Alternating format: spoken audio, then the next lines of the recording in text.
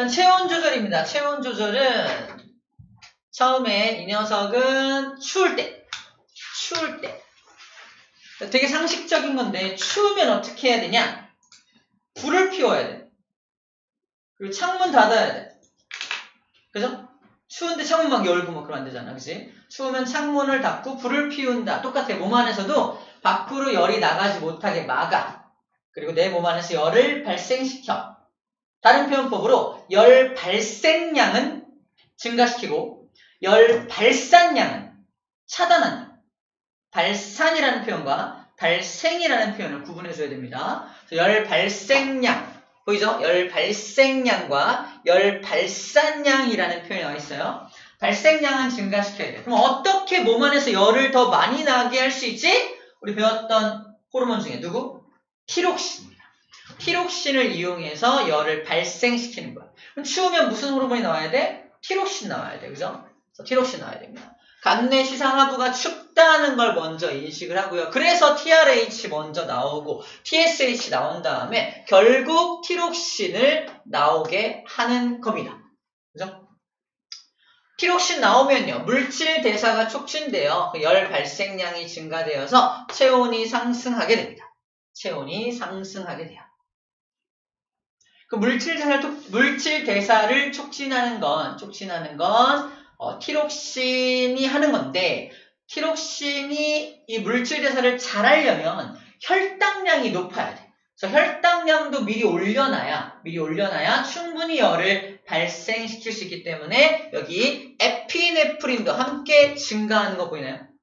에피네프린이 함께 증가해서 약간 추우면 쿵쿵쿵 심장도 많이 좀 뛰고 추우면 막 쿵쿵쿵쿵 호흡도 막 가빠 막 이렇게 추워지는 그런 추울 때 나타나는 현상적인 것으로서 에피네프린, 다른 말로 아드레날린이 나와가지고 혈당을 올려주다 보니까 그런 일이 발생한다고 생각하면 돼요. 그래서 혈당을 올려주는 기작이 발생되죠. 부신 속지를 자극해야 되기 때문에 마찬가지로 우리를 흥분시키는 교감신경이 작용하게 되어서 부신 속지를 자극하고 부신 속질에서 에피네프린 분비가 증가되어서 혈당 수치를 올려줍니다. 구분해야 돼. 파란색 라인은 호르몬 기작이야. 네, 빨간색 기작은 신경 기작입니다.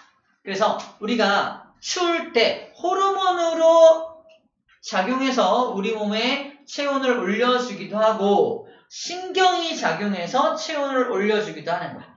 신경이 작용해서 열 발생량을 증가시키는 건 에피네프린이 그 역할을 한다는 거고, 두 번째, 여기 빨간색이 또 어디 연결돼 있냐면 피부 근처 혈관을 수축시킨다라고 돼 있죠. 추우면 이런 현상이 발생돼. 첫 번째, 입술이 파래집니다. 입술이 파래지는 걸 어떻게 해석하면 되냐면 입술이 붉은색을 띠는 이유가 여기 혈관이 많이 지나가고 되게 피부가 얇아서 그 혈관이 보인다고 생각하면 돼. 그런데 피부 근처에 혈관이 수축돼서 더 이상 여기 혈액이 공급이 안 돼.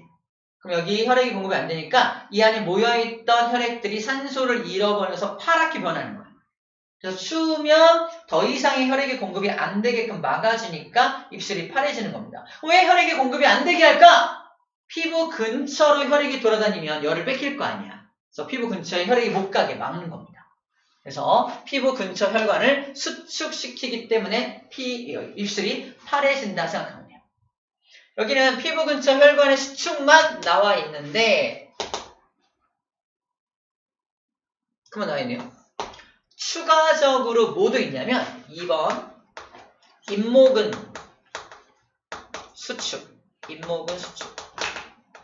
잇목은이 뭐냐면 설입자, 털을 서게 만드는 근육이 이 안에 들어있어. 털을 쫙 서게 만드는 거야. 우리 추우면 이렇게 털 서잖아요. 추우면 막 이렇게 소름 돋는다고 하는 게 이거 비슷한 건데, 소름이 돋는 건 소름이 돋으면서 소름이 돋는다. 같은 건데 소름이 돋으면서 잇목근도 수축하게 돼서 털을 쫙 세워요. 지금은 털이 누워있는데 추우면 털이 쫙 쓰거든요. 털이 많지는 않으니까 별로 큰 효과는 없는데, 만약에 동물이라면 털을 쫙 세우면은 털이 누워있을 때보다 털이 서 있으면, 털이 누워있을 때는 이렇게 누워있으면은 이 털들이 붙잡고 있는 공기층이 이만큼밖에 안 돼. 근데 털이 서면요. 털이 서면은 이 털이 붙잡고 있는 공기층이 두꺼워지는 거야. 공기층이 두꺼워지면 이 공기라는 녀석은 되게 대표적인 단열재거든요. 열의 출입을 차단해 줍니다. 그래서 공기층, 내 몸을 둘러싸고 있는 공기층을 두껍게 하는 차원으로 인모근이 수축되어서 열 발산량을 최대한 감소시키려는 기작이야. 진화론적 관점으로 봤을 때 이게 우리 과거에 우리 몸에 털이 많았을 때는 큰 효과를 발휘했죠.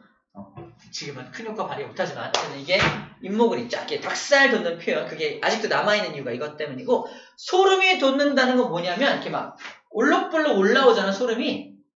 그러면 잘 들어, 피부의 전체 체표 면적이 줄어들어요. 피부의 체표 면적이 줄어들게 됩니다. 피부의 체표 면적이 줄어들면 아무래도 바깥하고 닿는 체표 면적이 줄어드니까 열을 뺏기는 면적이 줄어들게 되겠죠. 그러니까 덜 열을 뺏기게 되는 거예요. 착각하기 쉬운 게 뭐냐면 이게 뿔룩 올라오니까 오히려 체표 면적이 늘어나는 거 아니야 라고 착각하기 쉬운데, 그렇지 않고 늘어져 있던 살들을 끌어모아서 이렇게 바짝 이렇게 끌어모으는 장면으로 좀 이미지화 시켜주면 좋을 것 같아요. 그러면 열 발산량을 줄일 수 있다. 전부 다 교감신경의 작용으로 일어나는 일들입니다. 추가적으로 저런 것들이 있다라는 것 정도만 생각하면 되겠네요. 반대로 더울 때는 그 반대가 되겠죠. 더울 때는 열 발생이 일어나면 안 되죠. 티록신 나오면 안 되죠. 티록신 나오면 안 되니까 TRH 분비량 감소되어야 하고요. TSH 분비량도 감소되어야 하며 티록신의 분비량도 당연히 감소가 되어야 합니다. 열 발생량을 감소시켜야 하기 때문에 그래요. 당연히 에피네프린 따위 나오면 안 되겠죠. 에피네프린 따위 나오면 안 되겠죠. 반대로 열 발산량, 밖으로 열을 많이 방출해야 되기 때문에 열 발산량을 증가시켜야 하기 때문에 반대로 피부 근처의 혈관을 확장시킵니다. 피부 근처에 혈액이 엄청 지나가잖아. 그러니까 얼굴이 좀 벌게지는 거. 더우면 얼굴이 벌게지는 이유가 바로 저런 이유라고 보면 되겠어요. 이거죠. 혈액의 양이 늘어난다. 얼굴이 붉어진다. 열이 난다. 그죠? 이런 말 나와 있고요. 땀을 분비시키죠. 혈관이 확장되면 그만큼 혈액 속에 들어있는 혈장 성분도 이 땀샘으로 많이 나와가지고 땀 분비량도 증가하게 되는 겁니다. 혈액의 양과 관련되어 있어요. 반대로 인모근이나 소름 같은 경우는 반대로 돌아가겠죠. 인모근 다시 이완되고 소름 돋는 것도 다시 확장돼 버립니다. 체표 면적을 넓히게 되겠죠. 반대가 된다라고 기억하면 되겠네요. 자, 이게 추울 때와 더울 때 신경과 호르몬이 어떻게 콜라보레이션을 하는지에 대한 내용이에요. 당연히 여기는 교감신경의 작용이 완화됩니다. 이거 체크해야겠다. 봐봐. 여기는 교감신경이 강화되잖아. 교감신경이 강화되어서 혈관 수축하고 막 인모근 수축하고 막 이러잖아요. 그죠? 아드레날린 나오고 막 그러잖아. 그럼 얘를 다시 안정화시킬 때, 더울 때는 어떻게 해야 되냐? 부교감이 작용하는 거 아니야? 아니야. 교감이 완화되는 거야. 부교감은 작용하지 않고 교감이 완화된다. 교감신경이 좀 덜 작용한다 이 뜻이야. 부교감이 나서지는 않습니다. 이것도 어떤 일정한 덥다라는 자극이기 때문에 자극에 대처하는 거지 부교감이 나와서 뭐 다시 안정시키는 건 아니야. 이거 더운 게 안정은 아니야. 춥다의 반대. 춥다가 흥분시키는 거고 덥다가 안정시키는 거 이건 아니잖아요. 그죠? 그러니까 안정의 개념이 아니기 때문에 부교감하고는 상관이 없구나라고 정리해주면 될 것 같습니다. 자, 이제 심화는 잠깐 읽어만 볼 텐데 체온 조절에 차이가 성인과 유아가 좀 차이가 있다고 해요. 성인 같은 경우는 떨림 현상으로 열을 생산한다. 성인 같은 경우는 추우면 막 떠는 걸로 체온을 많이 생산을 한다고 한다면 유아 같은 경우는 근육활동, 떨림 같은 그런 작용보다도 티록신으로 물질 대사 속도를 증가시켜서 열을 막 발생시키는 거로 체온을 증가시킨다고 해요. 떨림이 없습니다. 빗떨림, 열 생산.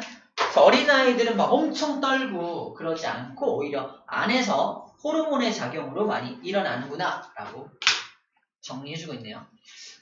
우리가 뭐 자세히 살펴본 적은 없어서 그런가 보다 하는 건데 이런 차이가 있다고 합니다. 넘겨볼까요? 이제 마지막입니다. 삼투압입니다. 삼투압은 몸속의 체액의 농도, 물의 양을 조절하는 게 삼투압이잖아. 그래서 정상으로 돌아오게 하는 건데, 자, 어디서부터 하자? 여기서부터 하자. 땀을 많이 흘렸을 때, 땀을 많이 흘렸다는 건 물이 많이 이미 빠져나간 상황이니까 물이 더 빠져나가면 안 돼. 그러면은 이뇨작용이 일어나면 안 되는 거네, 그치? 그럼 항이뇨 호르몬이 나와야 되는 거야. 못 나가. 그래서 여기 항이뇨 호르몬이 분비가 증가된다라는 게 포인트입니다. 이 항이뇨 호르몬이 항자가 붙어있어서 조금 생각을 2번 해야 되는 단점이 있어요. 그래서 다시 땀을 많이 흘려서 몸 안에 체액이 수분이 부족해. 더 이상 수분이 빠져나가면 안 돼. 오줌으로 빠져나가는 걸 막아야 되니까 항이뇨 호르몬이 나와야겠네 라고 정리해 주면 됩니다.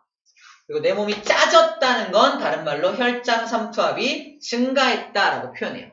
물이 빠져나가서 내 몸이 짜졌어. 다른 말로 혈장 삼투압이 증가했어. 그럼 더 이상 삼투압이 증가하면 안 되니까, 물이 빠져나가면 안 되니까 항이뇨 호르몬이 나와야겠네. 항이뇨 호르몬이 나와서 콩팥에서 수분의 제흡수를 증가시키면 계속 수분을 흡수해서 몸 안으로 끌어들일 테니까 다시 혈장 삼투압을 떨어뜨릴 수가 있겠네요. 다시 몸 안 농도를 묽게 만들 수가 있겠네요. 감소시켜서 정상으로 돌아오게 할 수 있다. 이 얘기입니다.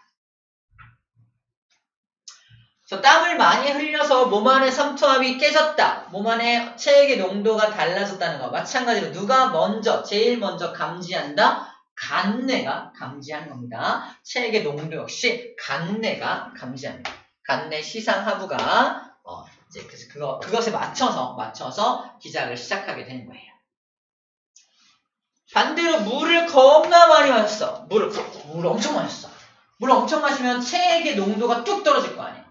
삼투압이 무너지고 또 삼투압이 무너졌으니까 내 체액에 내 몸의 농도가 너무 낮다는 걸 마찬가지로 간내가 인식을 해서 그럼 빨리 물을 내보내야 되니까 항이뇨 호르몬이 나오면 돼, 안 돼? 안 나와야 돼. 항이뇨 호르몬이 안 나와야 제흡수가 안 일어나서 많이 나갈 수 있는 거거든. 그래서 항이뇨 호르몬이 감소되어야 합니다. 안 나와야 돼. 그래서 밖으로 물이 많이 빠져나가야 됩니다. 그래서 콩팥에서 수분의 제흡수를 억제해서 오줌을 많이 나가게 해서 밖으로 물이 엄청나게 많이 빠져나가게 해서 다시 혈장 삼투압을 증가시켜주게 되는 겁니다. 그리고 여기 또 하나 빠져있는데 아마 여러분들 학교에서 옛날 고리짝 문제 내는 학교 있잖아. 너네 학교, 그지? 그런 학교는 이걸 낼 거예요. 아까 무코코 기억나? 무코코? 일단 무기질 코르티코이드. 무기질 코르티코이드의 기능이 뭐였어? 무기나 먹고 흡수, 칼륨은 뭐하라고? 버린다. 그죠? 어디서 일어나는 일이냐면은 나트륨의 재흡수를 촉진하는 거 역시 신장, 콩팥에서 나트륨을 재흡수하게 만드는 게 무코코의 기능이에요. 언제 나와야겠어? 몸 안에 나트륨이 필요할 때. 그럼 언제가 필요해? 몸 안에 삼투압이 너무 낮아져 있을 때. 다시 소금 성분이 필요하니까. 다시 말해서 여기 물을 너무 많이 마셔가지고 몸 안에 삼투압이 너무 떨어졌을 때, 이때 이렇게 뇌하수체 후엽을 통해서 항이뇨 호르몬만 가지고 이걸 하는 게 아니라 뭐 갖다가도 한다? 무코코, 무기질 코르티코이드를 가지고도 한다는 거야. 그럼 무기질 코르티코이드가 나와야 돼, 안 나와야 돼? 물을 많이 마셨을 때는 나와야 되는 거지. 그래서 정리하면 무코코의 분비량이 증가되어야 합니다. 무코코 분비량이 증가되어야 되는 거야. 그래서 나트륨을 재흡수를 해갖고 빨리 혈장 삼투압을 증가시켜야 하는 거지. 반대로 땀을 너무 많이 흘렸을 때는 무코코가 나와야 돼, 안 나와야 돼? 무코코가 안 나와야죠. 무코코가 안 나와서 나트륨을 재흡수하면 안 됩니다. 이미 높은데. 그죠? 추가적으로 항이뇨 호르몬뿐만 아니라 무기질 코르티코이드까지 함께 정리해주면 좋을 것 같습니다. 자, 마지막 그래프 분석을 봅시다.